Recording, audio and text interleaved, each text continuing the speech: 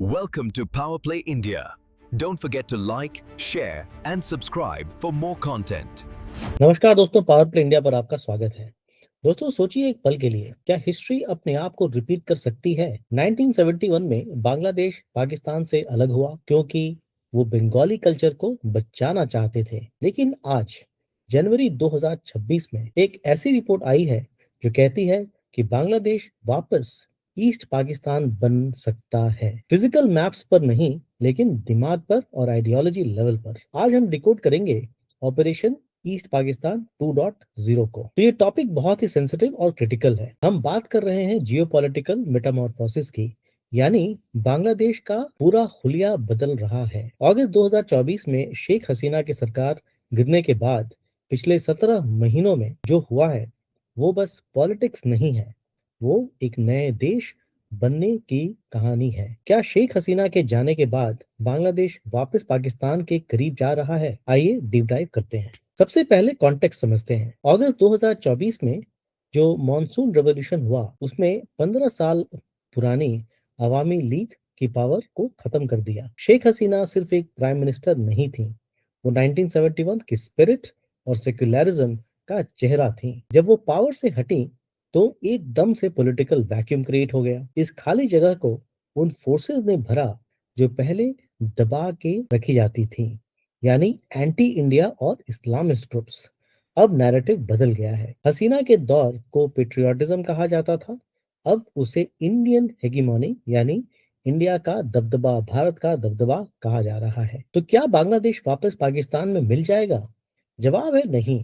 Physical merger तो possible नहीं है, लेकिन कुछ रिपोर्ट्स है ये कहती हैं कि आइडियोलॉजिकल रीयूनिफिकेशन हो रहा है, यानी सोच और कल्चर का मिलन। इसे एक्सपर्ट्स ईस्ट पाकिस्तान 2.0 कह रहे हैं। इसके 3 बड़े सबूत हैं: कॉन्स्टिट्यूशन की सेक्युलरिज्म हटाना, इंडिया आउट पॉलिसी और पाकिस्तान से दोस्ती, और तीसरी बात मिलिट्री का गवर्नेंस में आना। साधारण शब्दों में अगर कहें तो बांग्लादेश अब साउथ एशियन आइडेंटिटी छोड़कर पाकिस्तान के इंडस वैली इथोस की तरफ शिफ्ट हो रहा है। अब पॉलिटिक्स में कौन पावरफुल है? मिलिए थर्ड फोर्स से। जमात ए इस्लामी जो 2024 में बनी थी, आज बांग्लादेश की किंग मेकर बन गई है। सुप्रीम कोर्ट ने इनका रजिस्ट्रेशन वापस दे दिया है। सबसे शॉकिंग बात यह है कि जेन ज़ी स्टूडेंट्स एनसीपी ने जमात के साथ अलायंस कर लिया है। क्यों?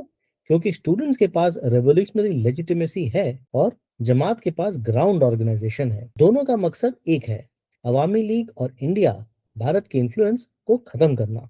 सेक्युलर लेफ्ट अब पूरी तरह बिखर चुका है। देश का कॉन्स्टिट्यूशन देश की आत्मा होती है और अब उस आत्मा की सर्जरी हो रही है। कॉन्स्टिट्यूशनल रिफॉर्म कमीशन सीआरसी ने प्रपोज किया है कि सेक्युलरिज्म वर्ड को हटा दिया जाए। क्यों?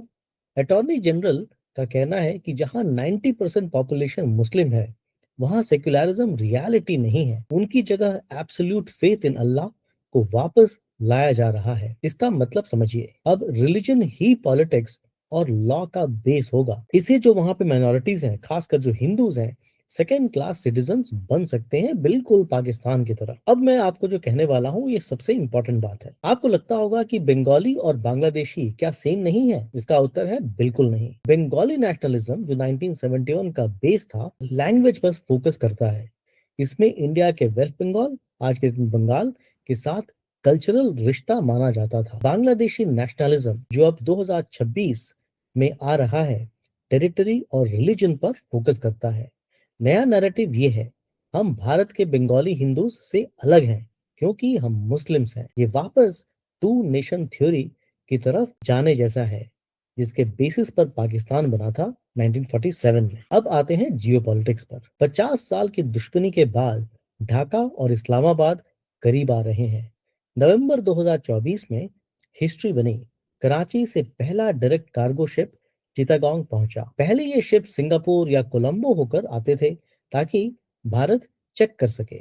अब डायरेक्ट रूट से 11 दिन बचते हैं और भारत बाईपास हो जाता है। और वो 1971 की माफी वाली मुद्दा, उसका क्या? अब वो साइडलाइन कर दिया गया है। पब्लिक सेंटिमेंट भी बदल गया है।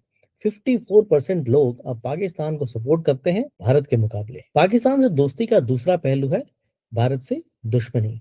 इंडिया आउट कैंपेन अब सिर्फ सोशल मीडिया ट्रेंड ही नहीं बल्कि स्टेट पॉलिसी बन चुका है।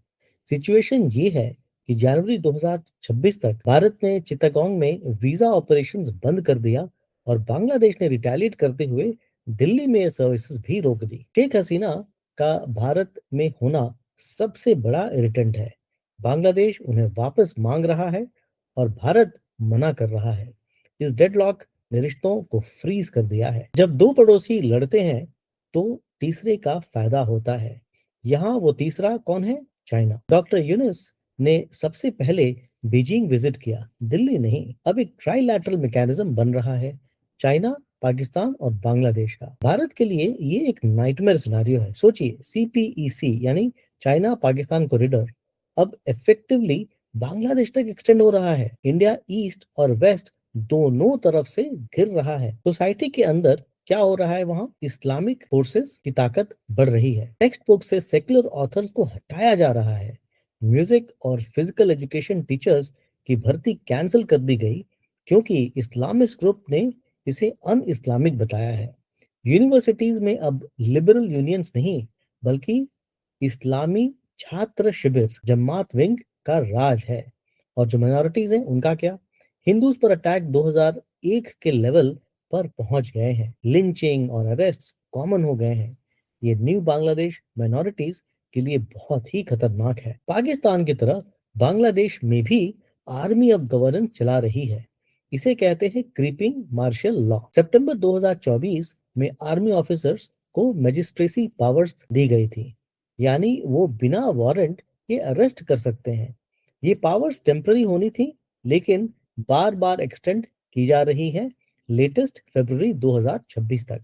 और आपको शायद ये जानकारी होगी कि फरवरी 2026 अगले महीने वहां इलेक्शंस भी हो रहे हैं। अब वहां एक हाइब्रिड रेजिम है, चेहरा सिविलियन है लेकिन कंट्रोल मिलिट्री के पास है। तो दोस्तों, कंक्लूजन क्या है? बांग्लादेश अपनी सॉवरेनिटी इस्लामाबाद को नहीं दे रहा, वो पाकिस्तान का हिस्सा नहीं बनेगा, लेकिन उसका सॉफ्टवेयर अपडेट हो गया है। स्पिरिट ऑफ 1971 जो प्रो भारत, प्रो इंडिया और सेक्युलर थी अब रिप्लेस हो गई है स्पिरिट ऑफ 2024 जो मुस्लिम फर्स्ट और एंटी इंडिया है। बांग्लादेश का शरीर धरती पर है लेकिन उसकी आत्मा अब कोलकाता की तरफ नहीं बल्कि कराची और मिडल ईस्ट की तरफ देख रही है। आपको क्या लगता है?